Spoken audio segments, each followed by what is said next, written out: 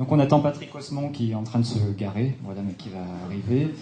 Patrick Osmond, voilà, et malheureusement, donc Alexis Victor et Constantin Papas ont eu des soucis différents et donc ils s'excusent auprès de vous de ne pas être là avec vous aujourd'hui. Voilà, alors avant toute chose, je voulais remercier déjà toute l'équipe des bénévoles voilà, qui s'occupent de ce salon. Ça fait 9 ans maintenant que le salon existe. Avant, ça s'appelait Salon des séries télé-cinéma et maintenant, ça s'appelle Salon des séries et du doublage parce que le doublage prenait chaque année de plus en plus d'importance. Et voilà, puis on est bien heureux de recevoir autant de comédiens de qualité. Voilà. Et voilà, je vais remercier aussi François Justamment, mon collègue de la Gazette du doublage qui a présenté les 2 autres débats de doublage de la journée. Et puis aussi Florian dans la salle et 2 personnes. Voilà. Donc cette année, bon, il y a eu déjà la dernière saison d'Esperate Housewives, mais aussi le dernier Batman. Et donc c'était une occasion de revenir tous ensemble sur les différentes voix de Batman et des méchants, toutes les personnes, voilà, tous les personnages de l'univers Batman. Jacques est très méchant. Voilà. Alfred. Voilà, Alfred. Donc déjà, je vais déjà vous présenter les invités. Alors le plus jeune d'entre nous, Jacques Siron, voilà, qu'on peut applaudir bien fort.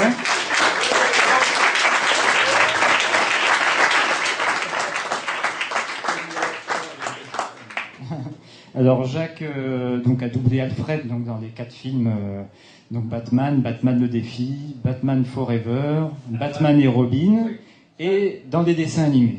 Voilà. Et ça c'était les films. Voilà, et les dessins animés aussi. C'est pas les dessins animés. Voilà, et en plus les dessins animés. Voilà. Il y a 200. Et ensuite Vincent Violette, qu'on peut applaudir bien fort aussi.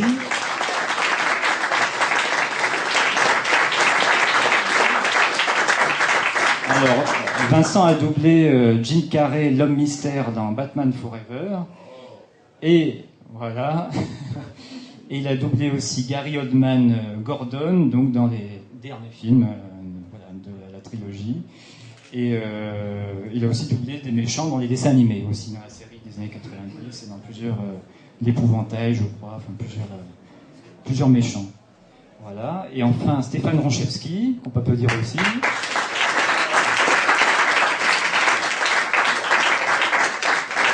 Et donc Stéphane est la voix du Joker dans The Dark Knight. Voilà. Donc avant toute chose, je vais proposer qu'on fasse un petit tour de table pour parler avec vous de déjà comment vous êtes venu au doublage, donc de votre parcours de comédien à chacun. Et on va commencer par Jacques. Alors, ça marche?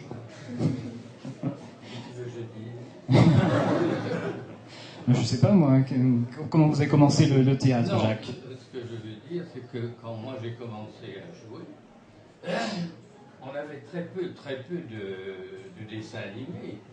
Parce que quand j'ai commencé, c'est dans les années. C'était en 51, 1900, et je doublais des films. Et c'est beaucoup plus tard que sont arrivés les dessins animés, parmi lesquels, c'est parce que j'avais peur de ne pas m'en souvenir, Babar, avec Pompadour, dans ça, je l'ai fait pendant des années. Et alors, c'est drôle parce que tu vas peut-être t'en souvenir, Babar, c'était Jean-Pierre Darras. Alors, magnifique Jean-Pierre. Babar, ouais. Mais qui l'a fait après lui? Alors, il y a eu... Alors, Jean-Pierre Darras faisait Cornelius, et Babar, c'était Christian Allers. Christian Allers qui faisait Babar. Mais après Jean-Pierre. Oui, je sais. Non, enfin. Bon, c'est pas grave. Et après, moi, simultanément, ça a été les dessins animés, Ouais. bien entendu. On va parler, Jacques, on va parler théâtre un petit peu avant quand même, pour vous présenter ce que vous avez fait en théâtre, parce que bon là on n'a pas 3 heures pour faire une conférence, mais je crois qu'il y a quelques... Je veux dire les gens avec lesquels j'ai joué. Voilà, par exemple, comment vous avez débuté au théâtre? Comment je suis venu au théâtre? Ouais. Par le chemin le plus court, parce que j'avais mon prof de mathématiques qui avait une fille formidable qui s'appelait Denise Noël. Elle est là. Elle a été sociétaire de la Comédie Française. mais elle m'a fait connaître tous les gens à leur départ. Et je disais avant-hier à Muriel Mayette, je lui dis, c'était le début novembre, à une date très précise, et je lui dis, vous savez, Jean de Sailly, à cette date précise, en 1942, je l'ai vu pour ses débuts officiels à la Comédie Française dans Fantasme. Elle était quand même un peu estomaquée. Et je marchais son cadre, pour lui expliquer tout ça. Et puis, j'ai commencé comme ça, et puis elle me faisait faire prendre des cours avec un jeune garçon, un jeune pensionnaire de la Comédie Française, qui s'appelait Michel Vadet, et qui malheureusement, lui, c'est autre chose. Un jour, en installant son arbre de Noël dans sa maison, il est tombé de l'escabeau et il s'est tué. Il avait 34 ans, voilà. Et puis alors, bon, ceci étant posé, j'ai connu une femme formidable qui s'appelait André Loher-Théron, qui a été mon professeur. Et après, j'ai connu René Simon. Mais j'étais maigre comme un clou, et puis alors il me dit, ben non, c'est trop tôt, tu peux pas... Vous avez de l'argent? Il me dit, non, j'avais connu, grâce à ma famille dans l'Est, je suis un petit champenois, et j'avais connu un soldat américain qui m'avait dit, si ça t'intéresse, mes parents peuvent porter garant pour toi à l'université. J'ai demandé à mes parents, je suis allé en Alabama. Il y a des pays beaucoup plus jolis qu'Alabama, mais enfin, je suis tout de même allé en Alabama. Voilà. En Alabama, je suis à l'université, et c'est comme ça. Et quand je suis revenu, je suis reparti chez Simon, et je ne l'avais pas changé. 50 kilos, 1m80. Enfin, je me dit, non, c'est pas possible. Et là, j'ai vu une femme dont vous avez certainement entendu parler, qui s'appelait Béatrix Dussam, qui était une immense professeure, sociétaire de la Comédie Française, et elle était professeure chez Maurice Escande. Alors il y avait une femme qui s'occupait aussi, Madame Dussam et Monsieur Escande. Voilà. Et là je suis resté un bon moment chez Escande, et tout a commencé comme ça. Tout a commencé, on m'a engagé au théâtre, et à partir de là, et c'est vrai, j'ai fait beaucoup de théâtre, mais beaucoup de théâtre à Paris, beaucoup. Et le cinéma a marché, pas des grands rôles, mais quelquefois des choses agréables. Au cinéma, j'aimerais que vous parliez de Frantic, avec Frantic. Frantic, c'est plus récent. Ouais. Il y avait tout de même Brigitte Bardot dans Dieu créa la femme. Et Dieu créa la femme.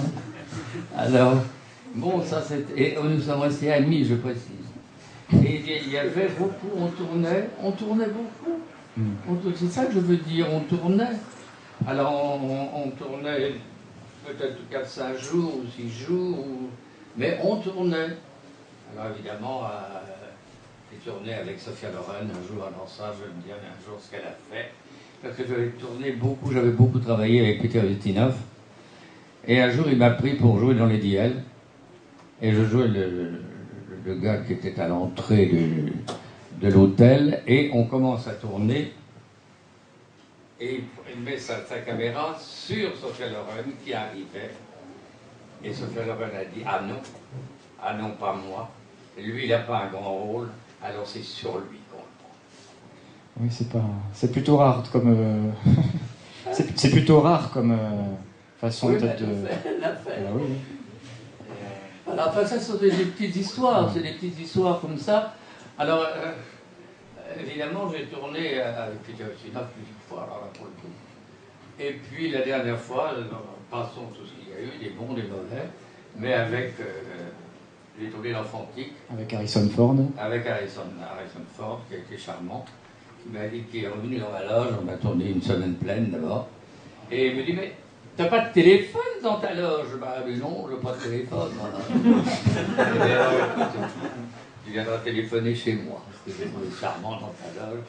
Et Harrison, nous sommes restés très proches. Et c'est pas mal, quoi. Alors au théâtre, vous avez joué avec les plus grands comédiens, et oui, Jean de Poulain. Avec Pierre Freinet. C'est même pas mal. Alors, un dont on parle en ce moment énormément, chanteur, c'est Antoine j'ai joué Dédé au Théâtre des Nouveautés avec Antoine, il fallait que je chante. Ça, c'était un autre problème.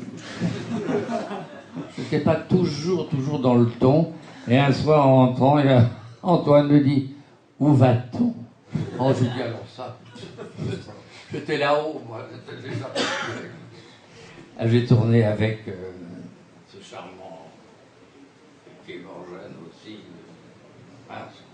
comment il s'appelait, avec Pierre Dac, et Francis Blanche. Francis Blanche. Et Francis Blanche aussi, Ouais. avec qui encore Marthe Mercadier aussi, avec Marthe Mercadier, avec qui vous avez beaucoup joué. Beaucoup travaillé avec Marthe, j'ai joué 5 pièces. Voilà. Et puis dernièrement, Annie Cordy, qui est Annie Cordy, avec Ali, qui est devenue votre grande copine. Et demain, regardez là, parce que demain on fête ses 85 ans dans Vivement Dimanche. Alors j'y étais mercredi. Elle a enregistré, elle vient d'enregistrer un album, 14 nouvelles chansons, avec des airs nouveaux, des textes nouveaux. Et alors elle dit à qui veut l'entendre, tiens avec lui et moi. On va avoir 85 ans tous les deux. Oui. Avec Lynn Renaud, on se suit. On est à la bande des 3. Voilà, et avec Lynn, j'ai fait un très beau voyage avec elle sur un bateau, on a joué. Avec une femme très drôle, que vous connaissez peut-être de nom, qui a une voix que vous connaissez peut-être.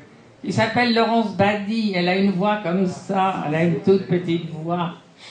Oui. Mais elle a dit non, là elle va jouer une pièce à la rentrée. Ah ça c'est formidable. Et de fil en aiguille, je faisais le calcul que j'avais créé 50 pièces à Paris. J'entends par créer. C'est beaucoup créer. Maintenant, je suis un vieillard, hein, je ne crée plus rien du tout. C'est là le film que je viens de faire avec Marina Vladi. Et c'est là ce que racontait l'histoire. Marina, le jour de la première, avec Florence Pernel, je pense que vous la connaissez à la télévision, qui joue notre fille. Et Marina me dit, tu vas bien? Oui, je vais bien, Alors on a tourné ensemble, oui, on a tourné ensemble, mais quoi? Le lendemain, elle arrive, elle me dit, je le sais. Ah bon? On a tourné ensemble il y a 60 ans. Elle me dit, j'avais 14 ans, t'en avais 25. Et ben voilà, on est bien portant. Et puis, elle est magnifique. Je précise, elle est magnifique. Elle est magnifique, elle vient, elle habite toujours Maison Lafitte depuis 102 ans. Et elle venait le matin, elle partait à 6h30 du matin pour être maquillée, à 7h30, elle venait en voiture le matin. Là, il y a un mois. Formidable, formidable. Et il y a quelques années, vous avez eu un rôle dans Plus belle la vie. Alors ça, du coup, Plus belle la vie aussi. Il y a beaucoup de gens, alors que Jacques a quand même, on peut le dire, à peu près 60 ans de carrière à peu près.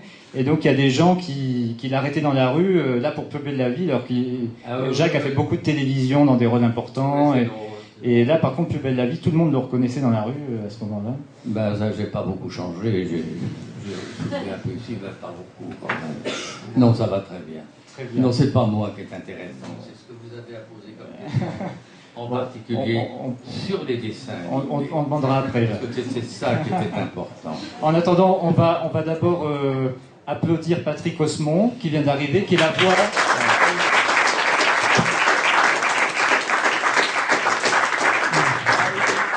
Et donc, Patrick est la voix de Michael Keaton, donc Batman, dans Batman et Batman le défi. Voilà.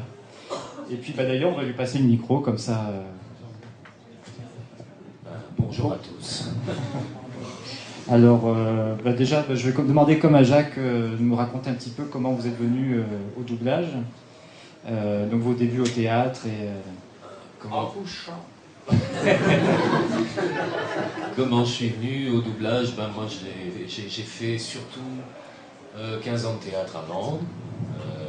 Voilà, j'ai beaucoup travaillé dans la décentralisation, comme on dit, le théâtre subventionné, les centres dramatiques nationaux en province. Donc j'ai beaucoup fait des saisons entières à Limoges, à Béthune, à Reims, enfin dans des endroits parfois assez riants.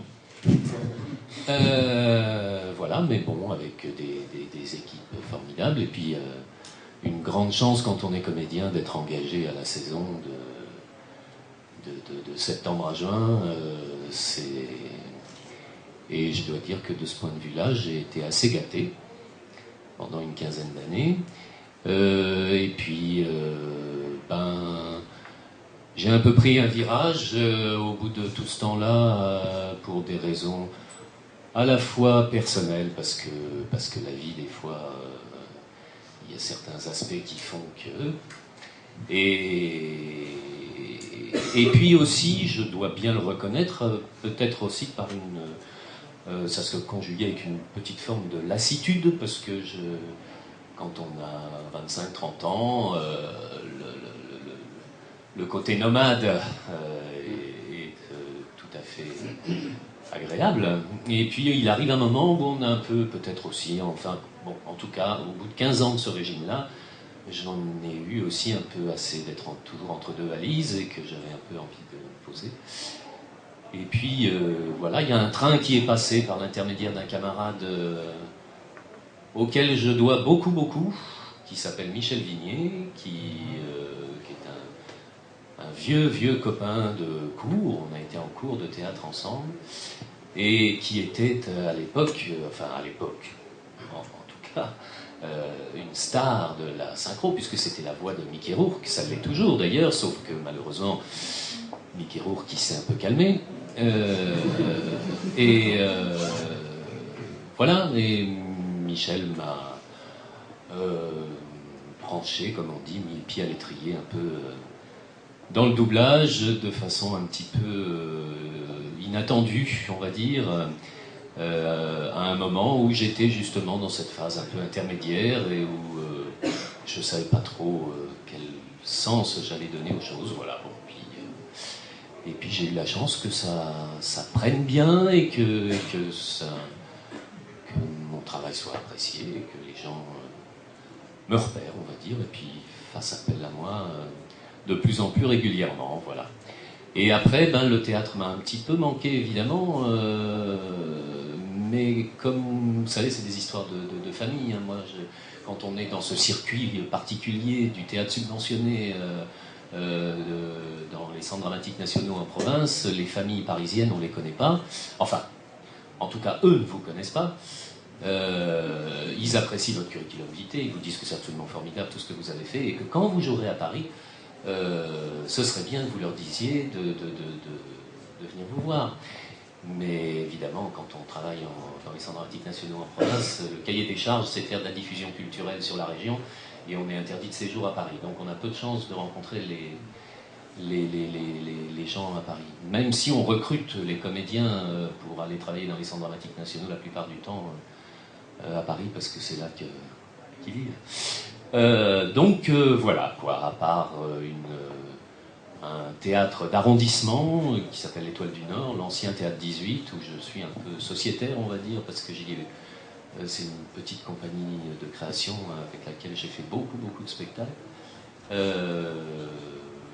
Voilà. Et comme je n'avais plus envie de repartir des saisons entières au fin fond de la France, voilà où j'en suis aujourd'hui. D'accord, très bien. On va demander à Vincent aussi, du coup. Merci, Patrick. C'est bien bon. Alors vous êtes d'une famille de comédiens, oui, on peut le dire. Voilà. Mon père était comédien, voilà. Et il a doublé Charlton Heston, enfin ponctuellement, Charlton Heston, Anthony Quinn, Jean Violette. Voilà. Et j'ai commencé à 17 ans, j'ai fait une école de théâtre qui s'appelle le Centre de Marie Blanche, qui est une école d'État. Je voulais faire un conservatoire après, et en fin de compte, je n'ai pas fait du tout. J'ai monté un théâtre avec Jean-Louis Sartou et Anita Yarda. On a monté un petit théâtre à Ivry, le studio d'Ivry. On y a bossé 7 ans, etc. Et après, j'ai beaucoup travaillé avec différentes compagnies sur Paris, en région parisienne. Beaucoup de petites compagnies, de travail un peu de laboratoire, de recherche, qui parfois nous ont emmenés dans des théâtres. On a joué à l'Odéon, on a joué, enfin, on a des lieux... Théâtre. Ouais, des beaux théâtres. Mais enfin, il y avait un peu de tout.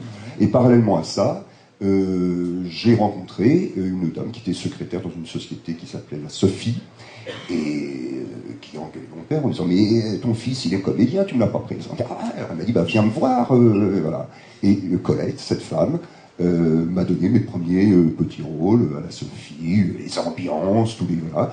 Et puis ça m'a permis comme ça de continuer mon activité en compagnie, et puis de pouvoir travailler un petit peu en doublage. Et puis après avoir fait des ambiances, des petits rôles, des machins, peu à peu, j'ai accédé à des rôles plus importants. Voilà, comme dit Patrick, un coup on vous fait confiance, on vous donne un rôle plus important. Ah, tiens, il s'en sort bien, puis voilà, ça fait beaucoup de. Et je continue à travailler toujours en compagnie au théâtre. D'accord. Et au théâtre, qu'est-ce que vous jouez alors? Quels sont les types de rôles que vous jouez Oh, bah, moi tout de même, mon fond de commerce, c'est tout de même un peu les salopards, les pervers, voilà, enfin, tous les mecs un peu troubles, quoi, c'est ça qui me fait vivre. Hein. Voilà, ce qui fait qu'après je rentre, je suis très calme et très gentil à la maison parce que je me suis défoulé au théâtre.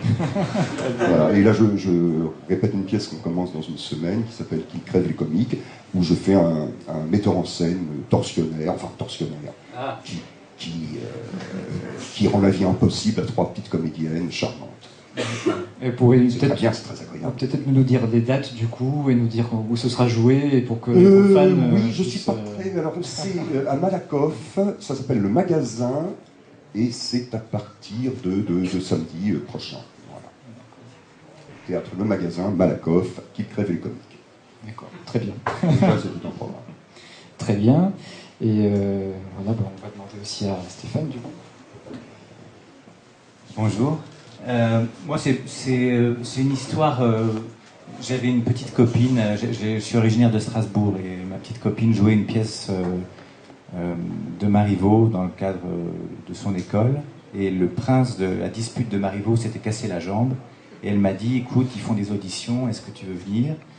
Et j'avais jamais pensé à faire ça, mais pour lui faire plaisir, je suis allé. Ils ont été gentils, ils m'ont engagé. Et puis ça a pris des proportions inattendues parce qu'on a joué beaucoup plus longtemps que prévu. Et ce qui était au départ un tout petit truc avec une dizaine de dates au sein de l'école s'est transformé complètement. On est parti, on a fait une petite tournée, on a joué plus de 100 fois. Et puis j'ai jamais arrêté. Après j'ai joué à Strasbourg et je suis venu à Paris faire une école de théâtre pendant 3 ans. Quelle école? C'était le Studio 34. Une école qui, je crois, n'existe plus, mais enfin, les professeurs existent toujours. Claude Mathieu et Philippe Briveau. Et voilà, j'ai continué comme ça. Après, j'ai beaucoup joué au théâtre jusqu'en 98. Je me souviens exactement parce que j'étais toujours avec une compagnie avec laquelle je travaillais bien, mais qui a disparu du jour au lendemain. Et heureusement, je connaissais des copains qui faisaient du doublage, qui m'ont dit viens, alors je les ai suivis. Puis ça a fait boule de neige très rapidement parce que j'ai eu la chance de rencontrer Génie Gérard, qui quelques années plus tard m'a donné justement le Joker. Et voilà, et le théâtre j'en fais encore. D'ailleurs, je travaille en ce moment avec une compagnie de musiciens, des musiciens baroques. J'ai écrit un spectacle sur la vie de Handel. Et on reprend ça régulièrement, chaque année, on a quelques dates comme ça, mais enfin, mon activité essentiellement, c'est une activité dans les métiers de la voix, alors tout ce qui est doublage et compagnie. Mais le théâtre, je continue. Et dans ce spectacle, vous jouez... Je joue Handel, d'accord. je joue le musicien, c'est une correspondance imaginaire, et c'est le musicien, et je suis entouré de tout un orchestre baroque qui accompagne la vie que le musicien raconte. Voilà. D'accord. Très bien. Bon, ben, on va parler maintenant de tous vos rôles en doublage, de vos principaux rôles. Alors, je vais passer le micro à Patrick. Je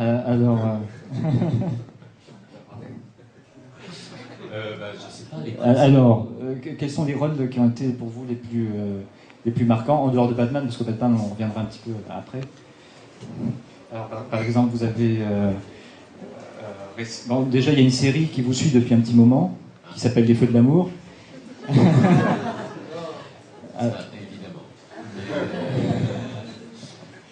Mais j'ai absolument pas honte de ça. c'est une série qui marche très bien. Moi, je trouve il y a une bonne équipe, on s'amuse beaucoup. C'est clair qu'il ne faut pas se prendre au sérieux quand on fait ce genre de choses. Mais par contre, je défends le fait de le faire avec application et sérieusement et pas seulement venir ramasser le chèque, parce que bien évidemment que quand on fait ce travail, il y a des choses plus valorisantes, on va dire, artistiquement parlant, à faire que les feux de l'amour.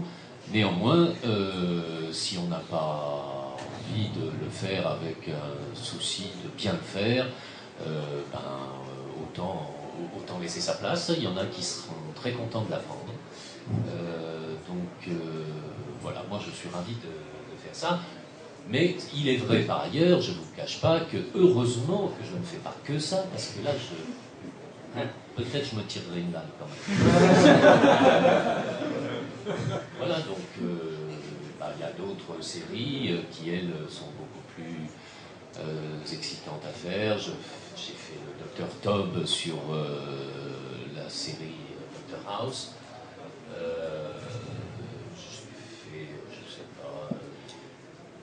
Récemment, là, j'ai fait une série qui passe sur Canal+, là, en ce moment, l'adaptation de la BD 13, où je double un acteur. Donc, parce que moi, j'ai un gros défaut, il faut vraiment que ce soit des stars, et non, pas tant que ça, pour que je retienne leur nom. Mais c'est l'acteur qui fait le président des États-Unis. Je suis le président des États-Unis quand même. Dans 13. Il y a une promotion par rapport au feu de l'amour, alors. C'est une certaine promotion par rapport au feu de l'amour. Ouais.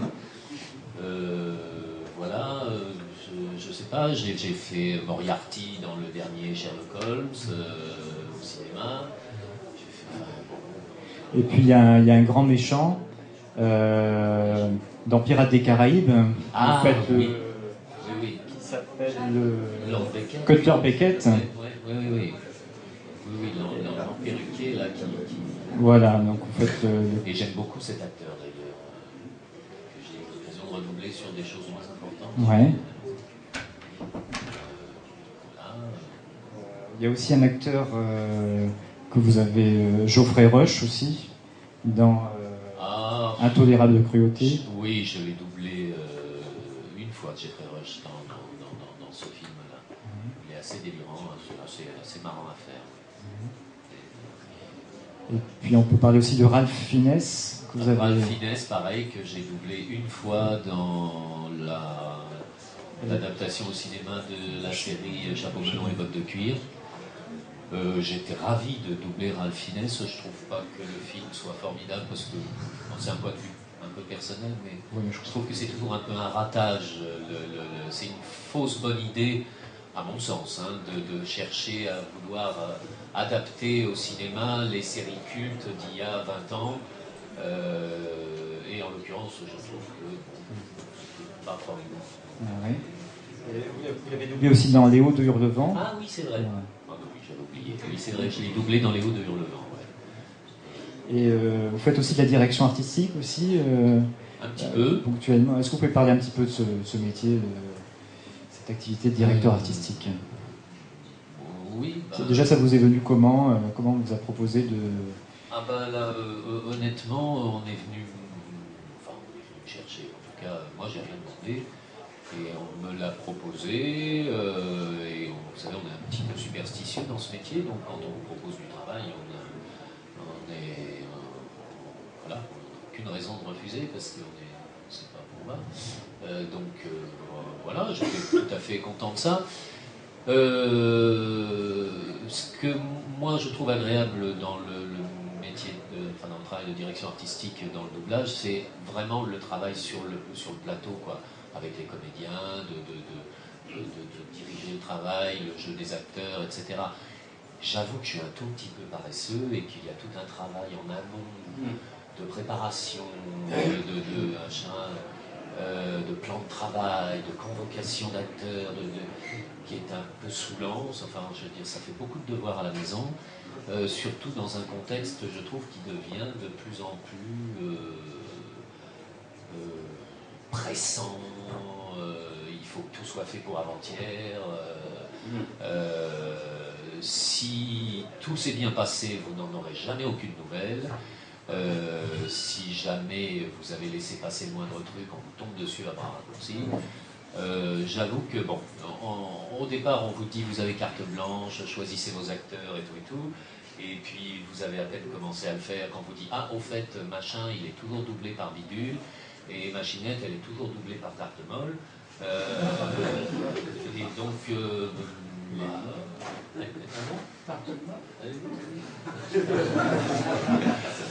donc voilà, pour ces raisons-là, je vous dis encore une fois, je n'aime pas refuser du travail, mais c'est vrai que j'ai la chance en plus qu'on pense à moi pour faire l'acteur, et je vous assure que c'est beaucoup moins de stress, et donc voilà, je ne me bats pas pour diriger. Mais en l'occurrence, je continue ici à diriger une série pareille, tout à fait alimentaire, mais qui fait vivre pas mal de monde et que tout le monde fait avec joie et bonne humeur. C'est pareil, c'est un soap pour ménagères qui passe à 9h30 le matin, qui s'appelle Des jours et des vies. Voilà. J'ai pu penser à une époque, en faisant les feux de l'amour, que j'étais pas loin d'avoir touché le fond. Certains jours où on n'a pas trop le moral, quoi. En faisant Des jours et des vies, il faut vraiment voir la vie en rose, parce que là, on se dit que là, on ne sait pas ce qu'il fume, mais j'en veux pas. Juste après le téléachat, c'est ça? Oui, Vous avez fait du téléachat? Ah, j'ai fait du téléachat. voilà. Et en tant que comédien, vous préférez diriger? Parce qu'à une époque, souvent les directeurs artistiques n'étaient pas comédiens, et maintenant il y a de plus en plus de comédiens qui font maintenant il y a presque plus de gens non comédiens qui font de la direction artistique. Vous préférez, j'imagine, diriger par des comédiens qui n'avaient pas eu l'occasion de jouer et de se trouver dans quelque chose. Ouais. Et après, une porte est ouverte, avec le doublage. Mais il y avait des gens qui étaient prêts à jouer la comédie, des gens très bien, des gens qui n'avaient pas d'expérience, mais il fallait aussi il y avait une époque, vous êtes tous trop jeunes pour là. C'est quand on était à la télévision et qu'on était là-haut, là, il y avait les metteurs en scène, avaient chacun un bureau. Oh, je vous connais. Connu ça? SFT. Ah oui, tu étais Les gens qui veulent nous épargner. Oui, mais moi aussi j'ai connu Jacques. Je me souviens que c'était dans un berceau, on me connaît. Et ces gens-là, on réussissait quand même à les rencontrer par leur secrétaire, leur assistant. On arrivait à parler avec les gens. Et on arrivait quand même, je suis désolé, ça m'est arrivé à moi, personnellement, ça m'est arrivé aussi, que des gens comme ça, en te voyant, disaient, ah, ça vous pourriez le faire. Je sais pas, ça, on te l'a fait aussi. On te l'a fait plusieurs fois. Hein? Bon, c'est sûr? Oui, c'est sûr. Mais je crois toujours que les gens sont prêts à jouer la comédie, sont prêts, et là, tout d'un coup, maintenant, dans l'époque que nous vivons, et que vous vivez plus que moi maintenant, c'est qu'il y a beaucoup de gens pour le doublage, il y en avait beaucoup moins. Il y en avait beaucoup moins, on avait beaucoup plus de chance de se retrouver sur un plateau de doublage, mais on retrouvait les mêmes personnes. Là, il m'arrive actuellement j'y vais plus maintenant, bon, si tu veux, mais quand je suis sur un plateau de doublage, il y a beaucoup de gens que je ne connais pas du tout. Il y a des gens de 40 ans, tu vois, 35, 40 ans, je ne les connais absolument pas. Et je ne dis pas pour autant qu'ils ne sont pas bons, etc. Ça n'a rien à voir. Mais ça veut dire qu'il y a un marché beaucoup plus grand, hommes et femmes d'ailleurs, parce qu'il y a des jeunes femmes qui sont extraordinaires, des vieux acteurs aussi. Certainement. Qu'est-ce qu'elle dit certainement? Non, mais je crois qu'il y a beaucoup de monde. De plus en plus. Il y a beaucoup de monde. Et là, tout à l'heure, tu parlais de le truc sur le bateau, là, qu'on va tout le temps. Là. J'ai fait Plus belle la vie. Alors il y a un copain dont je dirais le nom, il vient d'être contacté pour faire Plus belle la vie. Et il me dit, ah non, je ne comprends pas. Je l'ai fait, moi, il y a 4 ans environ. Et je t'avoue que j'ai été très heureux de le faire, parce que j'étais heureux, parce que j'étais avec Colette Renard d'abord, et puis les gens qui étaient là, c'est-à-dire l'administration, les gens qui nous suivaient sur le plateau, enfin, c'est un décor qui est toujours le même, tu vois. Et c'était très très agréable. Moi j'ai passé un très bon moment, très très bon moment, et le garçon qui ne voulait pas le faire, il l'a fait. Maintenant il a fait 9 ou 10 épisodes, comme moi j'ai fait, et il est très content de l'avoir fait. Je crois qu'il ne faut pas, quoi qu'il arrive, il ne faut pas refuser une affaire. Je ne crois pas.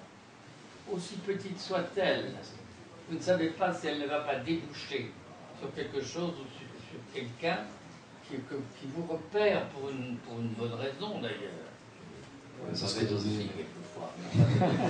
que disait Patrick. Vous êtes trop jeune. Ce que disait Patrick avec la direction artistique. Je crois qu'il faut accepter. On ne sait pas sur quoi on débouche, on ne sait pas. Alors actuellement, il faut penser à ce que nous disions tout à l'heure avec mes camarades. Nous sommes beaucoup plus nombreux comparativement que nous l'étions quand moi j'ai commencé. Il y a beaucoup plus de monde. Quand vous allez arriver sur un studio de dessin animé, parce que moi c'est surtout ça que je fais, je vais être inanimé très vite, voilà. Animé. Et là, je retrouve des gens, je rencontre des gens que je n'ai jamais vus. C'est formidable, hein, je tiens à préciser ça. Des gens qui sont doués. Il y a des gens doués, c'est agaçant, mais il y a des gens doués. Voilà. Jacques, on va parler un peu de vos rôles, Jacques, dans le doublage. Hein? On va parler de vos rôles dans le doublage. Alors, des rôles. Le premier, ça date de quand? J'ai fait un doublage que je trouve absolument délicieux, mais je ne trouve plus le nom de mon camarade, qui est là, c'est là-haut. Joli cœur et sac à puce. C'était pas Jacques Dinan ou... C'était un délicieux... Ferrière, Jacques Ferrière. Qui tu dis? Jacques Ferrière, non? Qui? Jacques Ferrière. Ah oui, Jacques Ferrière. C'est Jacques Ferrière. Oui, j'ai dit un nom en Y, c'est ça. Jacques Ferrière. Et finalement, ce sac à puce et joli cœur, on était que tous les deux, mais on l'a fait pendant très longtemps, ça nous a porté bonheur, on l'a joué, et on a accepté tous les deux, bien sûr. Alors évidemment, dans Barbare, il y a Pompadour, alors ça m'a poursuivi pendant des années, avec mon petit truc là, comme ça. Et puis après, alors, il y a aussi, dans les dessins animés, on tombe dans des dessins animés où on y est pour une fois, pour 2 fois, on se trouve dans quelque chose, pas dans quelque chose en série. Pas nécessairement. Oui, il y a les grands longs métrages Disney, où, par exemple le Chapelier Toqué dans Alice au Pays des Merveilles, le Chapelier Toqué qui chante un joyeux anniversaire. Ah oui, ça c'est moi. Voilà. Ça on m'a demandé ça. Joyeux dans l'anniversaire, ça serait bien que j'ai chanté. Ils l'ont repris, c'est pour ça que c'est curieux, c'est il y a 40 ans. Et là, il y a 6 mois, et on l'a refait. On a refait tout ce truc. C'était pour un spectacle. Un anniversaire, ouais, c'est drôle. On a pu. Alors il y a aussi dans les acteurs, vous avez doublé Denholm Elliott, qu'on peut voir dans Indiana Jones et la dernière croisade, donc Marcus Brody. Qui? Denholm Elliott, dans Indiana Jones. Marcus Brody, voilà. Alors, dans Indiana Jones, il y avait un comédien américain, qui est lui aussi là-haut, qui s'appelait, je pense que vous connaissez, Denholm Elliott. C'est un homme assez fort, assez curieux, qui a fait énormément de cinéma. Et il a fait les personnages avec Harrison Ford. Et moi j'ai doublé avec lui, on me prenait pour des films qui n'ont rien à voir avec ça. Et cet homme absolument exquis, il est là-haut. Voilà.